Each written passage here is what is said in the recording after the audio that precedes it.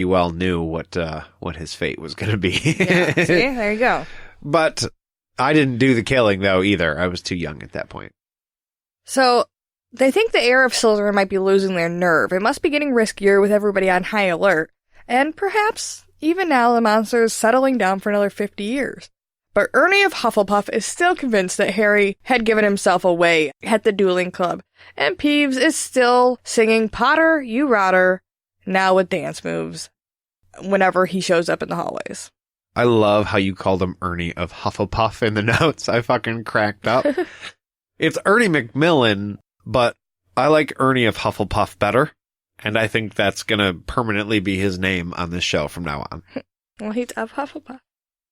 Gildy seems to think that the attacks have stopped because of his presence in the castle. He's telling McGee that they won't have any more trouble now. The chamber has probably been locked for good this time. Like, how would you know? Nobody has found the chamber other than the bad guy. So why would you assume that it's been closed at all or locked at all? I don't know. It was just a weird thing. And he's like, and the culprit must have known it was just a matter of time until I caught him. What the school needs now is a morale booster. And I think that I know just the thing. Before we get to what his idea of a morale booster is, I just want to say, Harry needs to stop fucking eavesdropping on people.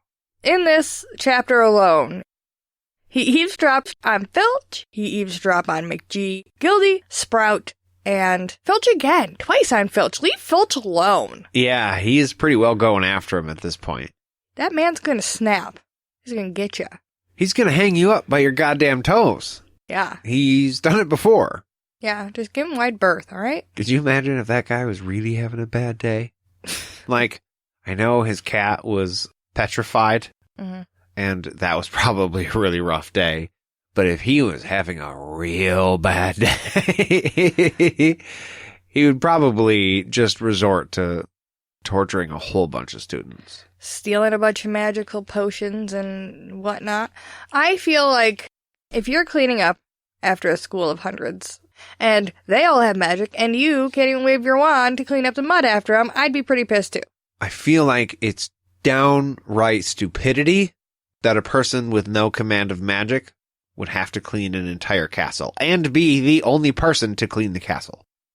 They should definitely allow him to hire, like, a magical assistant that he can boss around and be the supervisor of, still feel cool and, like, important, but, like, he doesn't have to do the dirty work. And somebody who has magic can solve all his problems super easy. Right, and all of this stuff would be taken care of so much faster if you could just wave your wand and take care of it, as opposed to, like, there's all this water on the floor. I'll go get a mop and a bucket. Right. Whereas just Dumbledore in passing could be like, swish, done. Yeah. It's just ridiculous to me. No, I mean, even speaking of that, the students that are passing you. Literally anybody. Because, woo, no wonder he hates all the kids so much. Fuck you guys. Yeah, I was going to say, putting it into that frame of mind, the kids are all dicks, and Filch is really the hero of this entire story. Yeah. It all makes so much sense now. Well, Gildy's idea of a morale booster comes on February 14th at breakfast. Harry shows up, low on sleep, and sees the large pink flowers on the walls and the heart-shaped confetti falling from the sky, and is a little overwhelmed. Yeah, he's a little overwhelmed, but Ron looks downright fucking disgusted, and Hermione just can't stop giggling. I think Hermione's probably just laughing at the level of discomfort of all the boys in the room. Ron pointed up to the teacher's table where Gildy was wearing bright pink robes and trying to get everyone to be quiet so he could make an announcement. All the teachers look pissed, and Lockhart tells everyone, Happy Valentine's Day. I organized this, and it's not going to end here. He claps his hands, and a dozen surly dwarves come through the doors wearing golden wings and carrying harps. He says, My friendly card-carrying cupids will be wandering around delivering your valentines all day, and I'm sure my colleagues would love to get in on the fun too. Why not ask Professor Snape to whip you up a love potion, or Professor Flitwick knows more about entrancing enchantments than anyone else I've met.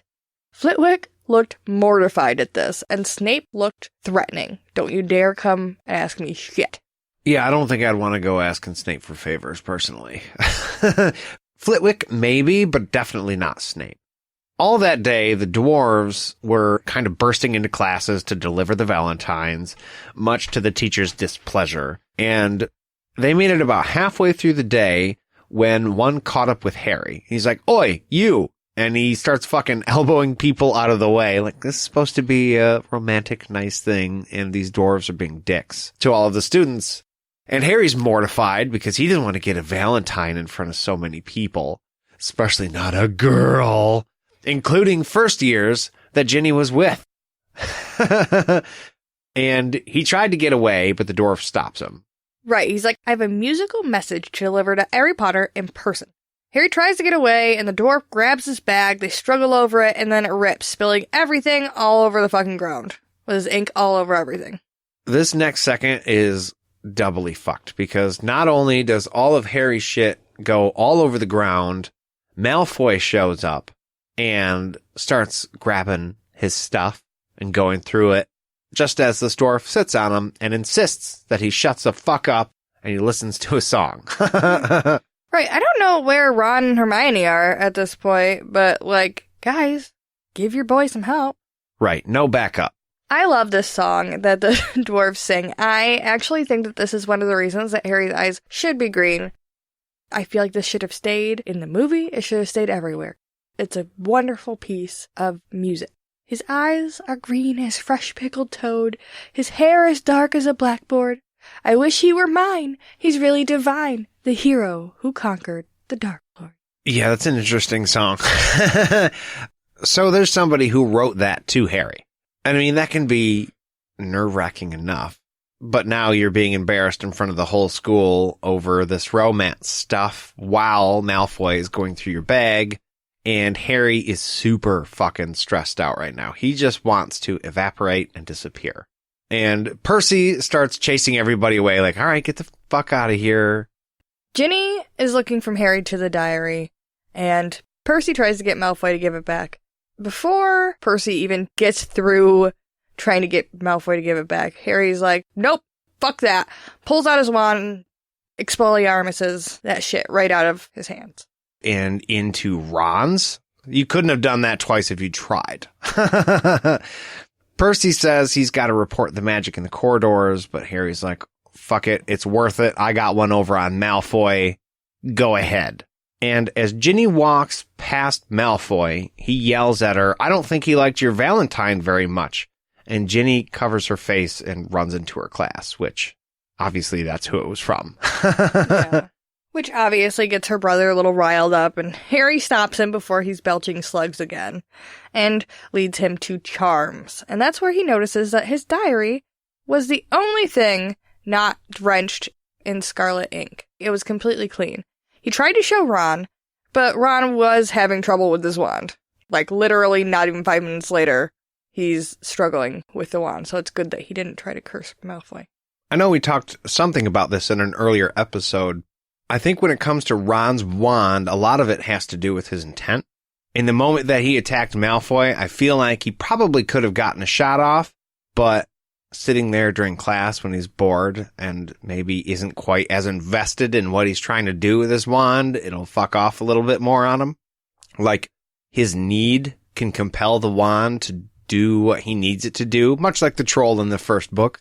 Maybe he has a little bit less control over it now that it's been broken even more. But I feel like that's kind of what's going on. Yeah, you're probably onto something with that. Later that night, Harry goes to bed early because he doesn't want to have to listen to the twins singing the Valentine to him anymore, and he wants to check out the diary without Ron looking over his shoulder and muttering about it. So he sits in his bed and he takes out a quill and a pot of ink. He puts a spot on the page, and it sinks in and disappears. Then he writes, "My name is Harry Potter," and those words also disappear. Harry seems like he's really excited that all the ink is just disappearing as he writes it down. I'm assuming magical items have gimmicks all the time, but what would freak me out is when words that I didn't write started appearing back on the page. Yeah, it'd be a little weird. Yes. We're going to take a little break real quick, and we will get into that right after this.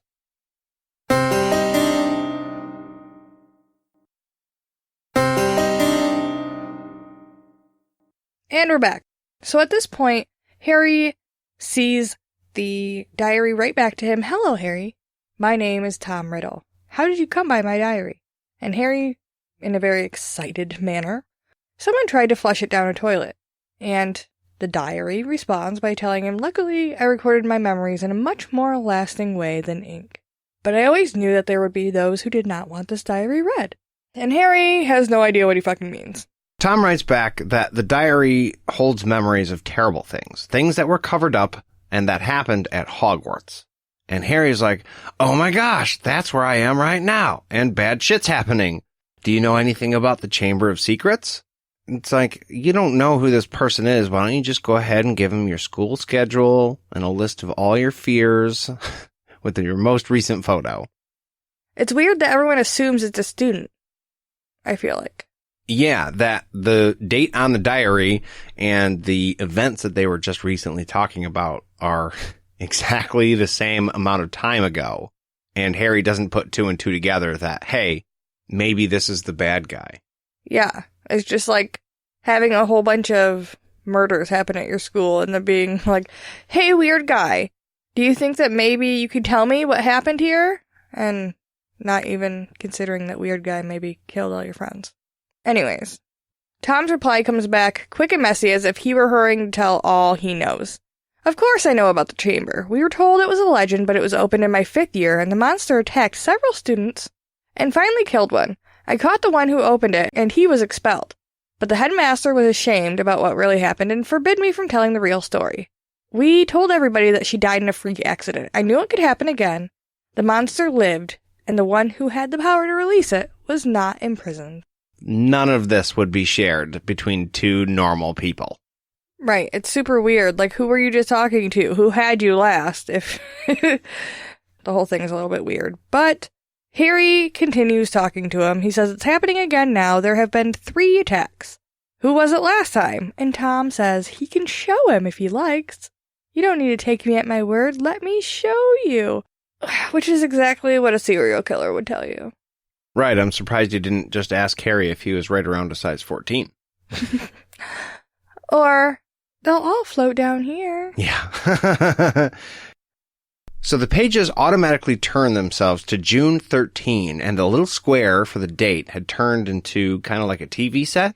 Harry put his eye to it, and before he knew it, the window was opening, and he was tilting into the window. He stood up, shook himself off, and he knew exactly where he was. He was in Dumbledore's office. So he just fell into a book. Yeah. And he stands up and brushes himself off like, oh, I'm just in Dumbledore's office. No big thing. But as he looks around the office, he notices that it's not Dumbledore sitting at the desk. It was a frail-looking, almost bald wizard reading a letter by candlelight. Harry tried to talk to him, but the man just ignored him. Then he stood and he opened up the window. And he sat and he stared at the door, and he's like twiddling his thumbs expectantly. He's waiting for somebody to come into his office. And Harry realized that this must be Hogwarts back when Riddle was a student. And that Harry himself must be something of a phantom. They can't see him, they can't talk to him, they don't know he's there. He's just observing something that's already happened. Right, because he keeps trying to yell at the old man, and the old man's like, not even having it. A knock on the door comes, and a young man of about 16 comes in. A silver prefix badge on his chest, and jet black hair. Professor Dippet told him to sit down, and that he had been reading the letter that Tom had sent him. He told Riddle he can't possibly let him stay during the summer. Surely you want to go home? You stay in an orphanage, right? You're Muggle-born? And Tom tells him he's half-blood, Muggle father, and witch mother. His mother died just after he was born. She lived just long enough to name him Tom after his dad and Marvolo after his grandpa. So Dippet says that arrangements might have been made, but not in the current circumstance. Meaning, all the attacks going on. Dippet says it would be foolish of him to let him stay in light of the tragedy. You'd be safer in your orphanage, he tells him. And they're even now talking about just closing the school. And we're no closer to finding the Chamber of Secrets. So it's just a bad idea. You might not even have a school to come back to next fall. And this is when Riddle gets real weird, and he's like, if the person's caught and it stops, then we're all cool. And David's like, oh, wait, you know something? No, he just really